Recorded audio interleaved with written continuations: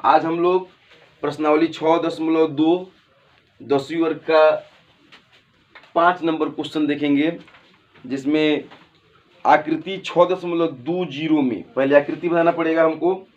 तो आकृति 6.20 में दिया गया है एक त्रिभुज है जिसका नाम है पी क्यू आर। फिर पी क्यू आर के यहाँ पर एक बिंदु है जो O है, O से P को मिलाया गया है, फिर O से Q को मिलाया गया है, फिर O से R को मिलाया गया है। इसके बाद OQ के समानांतर ED एक रेखा खींची गई है, ED।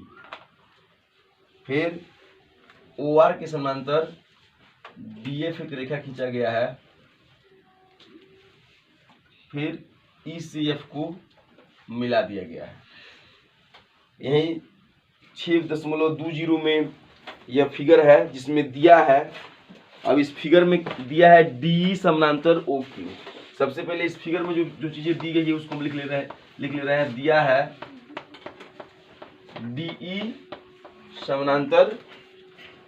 समानांतर OQ,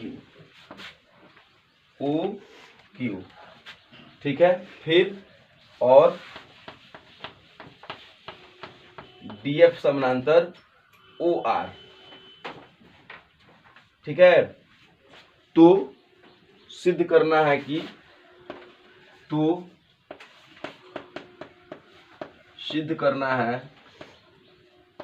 अर्थात दर्शाना है। किताब में दर्शाने के लिए लिखा है कि EF समानांतर QR। अब हम लोग बात को समझते हैं। बात यह है कि यहाँ पर ED समानांतर है OQ के, फिर DF समानांतर है OR के। तो आपको साबित करना है कि EF समानांतर QR, ठीक है। तो सबसे पहले हम आपको बताना चाहेंगे कि जो चीजें दी गई होती है उसके हिसाब से हम लोग काम करते हैं। हम लोग चैप्टर जो पढ़ रहे हैं या थेल्स प्रमेय का चैप्टर है, इसलिए थेल्स प्रमेय के हिसाब से जो बातें होती है उस पर अपना ध्यान आकृष्ट करेंगे। तो हम ध्यान देंगे कि DE समानांतर OQ कहाँ है। तो अब आप इन सभी चीज़ों को छोड़ करके ये जो जितने भी इतने मतलब जो फिगर में बहुत सारे त्रिभुज बने हुए हैं उन सभी को छोड़ करके आप सीधे ऐसे बना सकते हैं।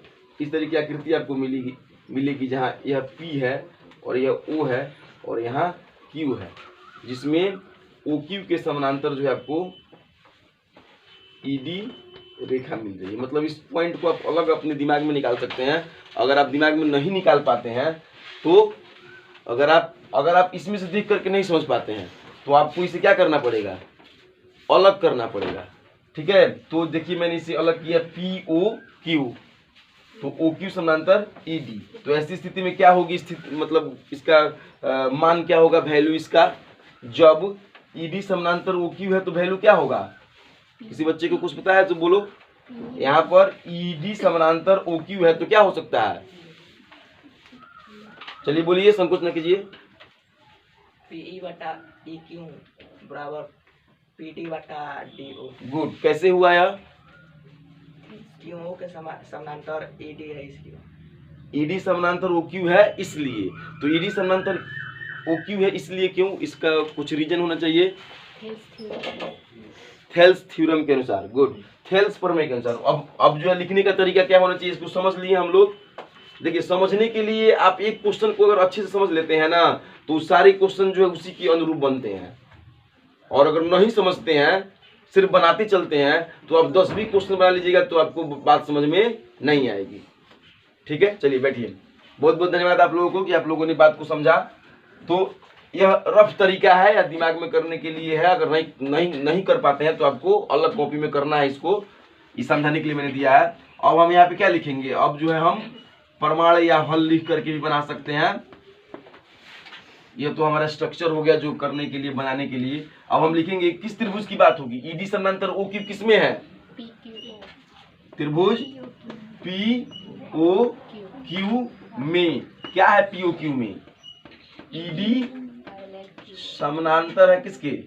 ओ क्यू के। अब आप ये सोच रहे हैं कि यहाँ पे डी लिखा है, मैंने ईडी लिख दिया तो उससे कोई फर्क नहीं पड़ता है। ईडी लिखिए या डी लिखिए कोई फर्क नहीं पड़ता है। समानांतर है तो थेल्स प्रमेय क्या कहता है? थेल्स प्रमेय क्या कहता है कि किसी भी त्रिभुज में जब एक रेखा के समानांतर कोई रेखा होती है, मतलब किसी भी त्रिभुज में एक भुजा के समानांतर कोई रेखा होती है तो वो अन्य दो भुजाओं को समानुपातिक काटती है, जिसे थेल्स प्रमेय कहते हैं। कई बार इसका जिक्र हो चुका है। थेल्स प्रमेय को जब पढ़ाया गया था तभी आपको बताया गया था, और इसके पीछे जो भी सवाल बने हैं वहां भी आपको बताया गया है।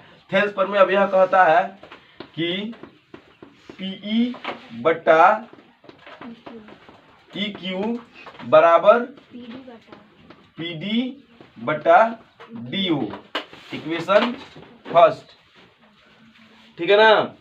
तो फिर अब इसी प्रकार अब डीएफ समानांतर ओआर है तो ये कहाँ होगा? कोई बताए? डीएफ समानांतर ओआर किस त्रिभुज में होगा? डीएफ समानांतर ओआर किस त्रिभुज की बात है? पीओआर। देखिए अगर थोड़ा सा ध्यान दीजिएगा तो एकदम आसान क्वेश्चन होता है, सभी देखने में भारी लगता है लेकिन बनाते समय में बिल्कुल इजी होता है, बिल्कुल आसान होता है। तो अब डी ओ आर में डीएफ समानांतर ओ आर है तो क्या हो जाएगा? क्या हो जाएगा? कोई बोले? पी ओ आर में डीएफ समानांतर ओ आर तो क्या कहेगा थेल्स प्रमेय? पीएफ बटा गुड और पीडी बटा डीओ, ठीक है, ये तो ठीक है। अब आपको अगर आप यहाँ पर मान लीजिए जिन बच्चों को समझ में आया उन्होंने बोला, जो लोग नहीं बोल रहे हैं, जिनको समझ में नहीं आ रहा है वे लोग इस तरीके से अलग इसका फोटो मतलब निकाल सकते हैं त्रिभुज को, और निकाल के अलग देख सकते हैं, जैसे मैंने इसको दिखाने का प्रयास किया है। अगर आप चाहो प्रयास करो तो आपको जरूर समझ में आएगा। यदि आप नहीं चाहेंगे तो मेरे चाहने से कुछ नहीं होता है। त्रिभुज POR में लिखने का तरीका भी होता है, जैसे मैं लिख रहा हूं वैसे लिखना है। POR में आपके पास मौजूद है क्या? DF समानांतर OR। तो थेल्स प्रमेय से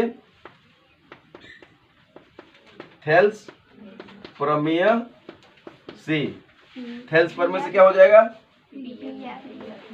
PF बटा FR बराबर PD बटा OD कहिए या DU कहिए, बात कोई मतलब अलग नहीं है, उससे कोई फर्क नहीं पड़ता है। फिर समीकरण फर्स्ट और सेकंड को देखने के बाद आप किस नतीजे पे पहुंच रहे हैं?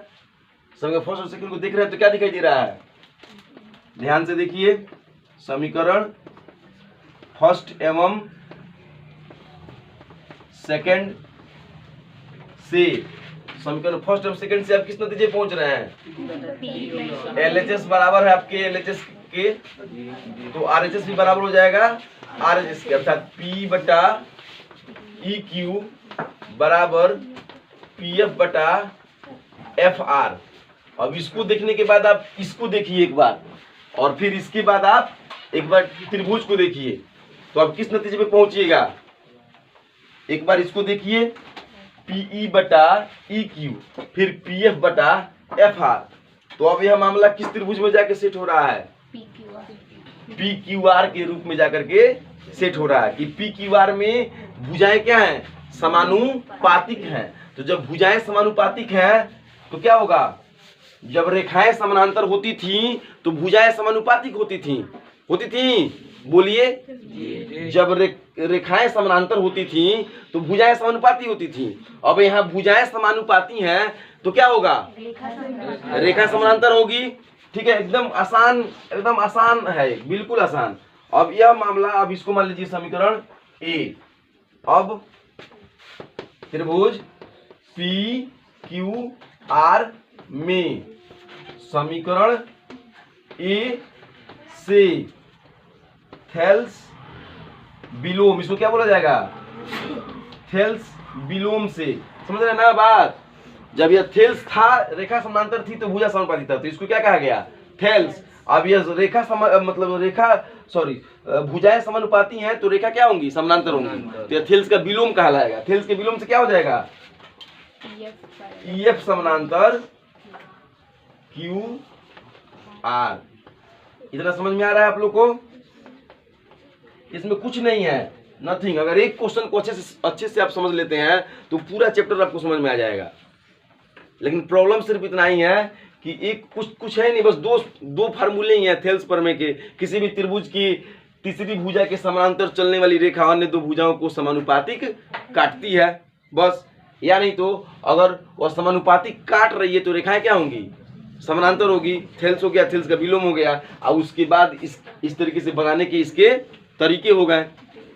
तो इस तरीके से आप इस सवाल को पूरा समझ चुके हैं। अब आप इसको बनाइए और 6 नंबर इसी के मुताबिक बनाने की कोशिश कीजिए। अगर नहीं बनता है तो आप मुझसे फिर दोबारा भी बनवा सकते हैं या कमेंट में उस सवाल को दे सकते हैं।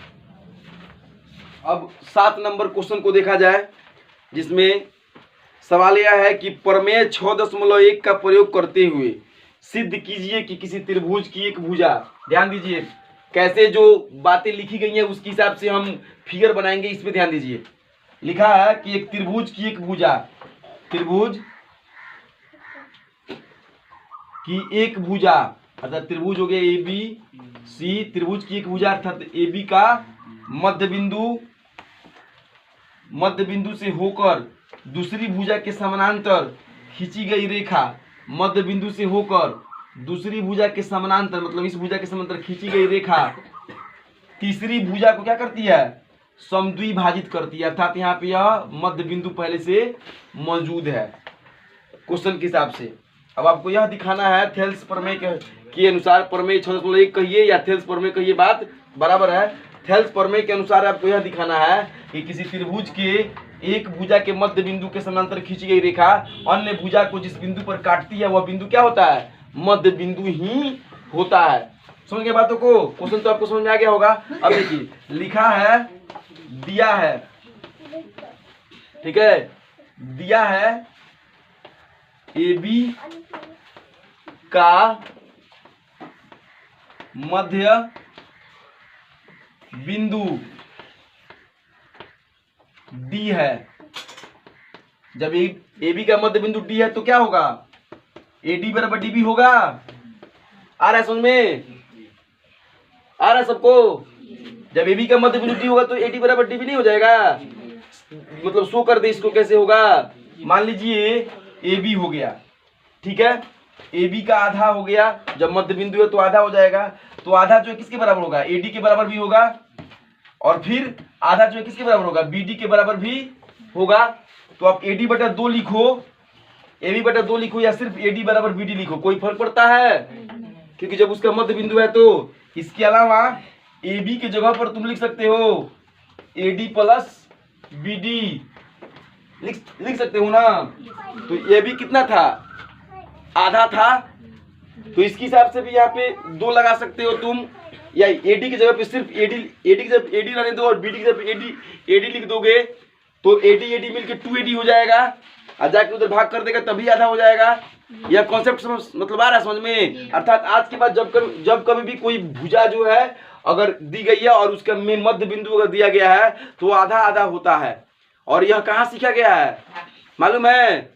नहीं मालूम है? 9th क्लास में मध्य बिंदु प्रमेय करके एक आता है, जिसको बोलते हैं हम लोग क्या, मध्य बिंदु प्रमेय, ठीक है, मिड पॉइंट थ्योरम। उसी में बताया गया है कि किसी भी भुजा के मध्य बिंदु, मतलब कोई भी भुजा अगर मध्य बिंदु उसका हो तो आधा आधा बराबर भागों में बांटता है, जिसका 9th क्लास में जिक्र किया जा चुका है, ठीक है। यदि आपने उसको उस क्लास पर अच्छे से पढ़ा होता तो आपको यह बात समझ में आई होती। जो बच्चा पढ़ा होगा उसको समझ में आया होगा। AD बराबर DB आपको दिया है, ठीक है ना। तो आप, और फिर यह भी दिया है और यह भी दिया है कि DE समानांतर है किसके, BC के। यह भी दिया है, क्वेश्चन में दिया है। तो हम लोग को क्या सिद्ध करना है, सिद्ध करना है कि, एक चौक निकलिए इधर से, सिद्ध करना है कि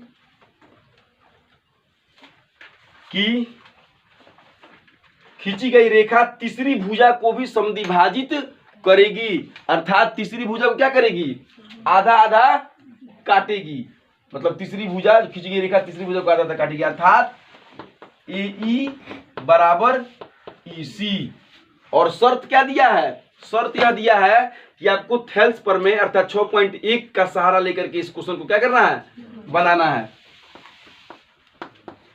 प्रमाण अब थेल्स प्रमेय के सहायता से बनानी है, तो 6.1 प्रमेय के अनुसार क्या होता है, इसके अनुसार क्या होता है, किसी भी त्रिभुज में भुजा समानांतर होती है तो क्या होता है, अन्य भुजाएं समानुपातिक हो जाती हैं,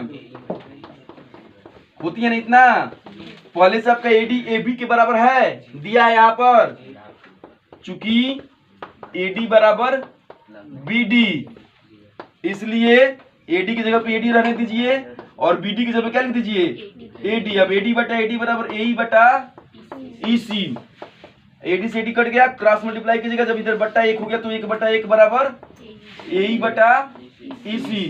क्रॉस मल्टीप्लाई कीजिएगा तो क्या होगा, AE बराबर EC, अर्थात AE बराबर हो गया किसके, EC के। इतना तो आपको साबित हो गया, लेकिन सवाल में ऐसे थोड़ा ना लिखा है कि AE बराबर EC साबित करें। सवाल में क्या लिखा है, सवाल में यह लिखा है कि एक त्रिभुज के मध्य बिंदु, मतलब एक त्रिभुज की एक भुजा के मध्य बिंदु से खींची गई रेखा जो दूसरी भुजा के समानांतर हो, अन्य भुजा को समद्विभाजित करती है। तो आपको आंसर अब इसी लहजे में देना है, सवाल जिस लहजे में हो आंसर भी उसी लहजे में देना पड़ता है। तो आपने AE बराबर इसी दिखा दिया, तो जब AE बराबर इसी अब क्या साबित कर रहा है, AE बराबर इसी कब होगा, जब E मध्य बिंदु होगा। तो अब यहाँ पे आपको लिखना पड़ेगा कि जब E मध्य बिंदु होगा, अर्थात AC का मध्य बिंदु क्या होगा, E होगा। तो हम लिखेंगे, यहाँ लिखेंगे कि चूंकि यह तभी संभव है जब E AC का मध्य बिंदु होगा। देखिए मैंने आपको पहले भी बताया है कि ज्योमेट्री के मैथमेटिक्स में मैथ बनाने से ज्यादा जरूरी उसका विश्लेषण होता है, उसकी बातें लिखी, मतलब जो थ्योरी आपको जो बनाना है यह बहुत जरूरी चीज होती है, यह बहुत जरूरी चीज होती है, इसको सीखना पड़ता है। चाहे वो 9th का मैथमेटिक्स हो या 10th का हो, जिसमें ज्योमेट्री की मैथमेटिक्स जब बनती है तो उसकी थ्योरी लिखना जो है यह थोड़ा सा कठिन होता है। इसलिए आपको यह लिखना पड़ेगा कि यह तभी संभव है जब E AC का मध्य बिंदु होगा, अर्थात हम अब इस नतीजे पर पहुंच रहे हैं कि किसी भी त्रिभुज के मध्य, मतलब एक भुजा के, मतलब सवाल के लॉजिक में सवाल क्या कह रहा है कि 6.1 का प्रयोग करते हुए सिद्ध कीजिए कि एक त्रिभुज, तब लिखेंगे कि हम इस नतीजे पहुंचते हैं कि एक त्रिभुज की एक भुजा के मध्य बिंदु से होकर दूसरी भुजा के समानांतर खींची गई रेखा तीसरी भुजा को समद्विभाजित करती है, तब उसको घेर करके तब प्रूफ लिखिएगा। मतलब सवाल जिस तरीके से पूछ रहा है जवाब भी आपको उसी तरीके से देना होगा, यदि आप 5 नंबर में 5 नंबर लाना चाहते हैं। और यदि आप उसमें बार्गेनिंग करना चाहते हैं तो आप ऐसे ऐसे भी लिख सकते हैं, यहाँ तक भी लिखिएगा तो चेक करने वाला यदि संतुष्ट नहीं हुआ तो पूरी संतुष्ट नहीं होने के लिए वह 5 में आपको 4 दे सकता है, 3 दे सकता है। लेकिन हम ये पॉइंट ही क्यों छोड़े कि कोई मेरे ऊपर उंगली उठाए, इसलिए बातों को एकदम पूर्ण रूप से लिखना सीखिए। मुझे आशा है कि आज की इस वीडियो में आपने सवाल को बनाना और सवाल को विश्लेषित करना और उसको सामने दिखाना भी सीखा होगा। और अगला जो सवाल है 8 नंबर में सेम क्वेश्चन है, इसमें 6.2 का अर्थात थेल्स प्रमेय के विलोम का प्रयोग करते हुए आपको सिद्ध करना है, जो आप आसानी से कर सकते हैं। जैसे मैंने 5 नंबर बताया और आपने उसको देख करके 6 नंबर पूरा कर लिया, उसी तरीके से 7 नंबर मैं बता रहा हूं तो उसके ऊपर आप 8 नंबर पूरा कर सकते हैं। और रही बात 9-10 की, तो किसी दूसरे वीडियो में 9-10 को बना करके मैं अपलोड करूंगा, यदि आप नहीं बना सके तो। ठीक है, इसी के साथ आज का यह वीडियो यहाँ पे यही समाप्त होता है।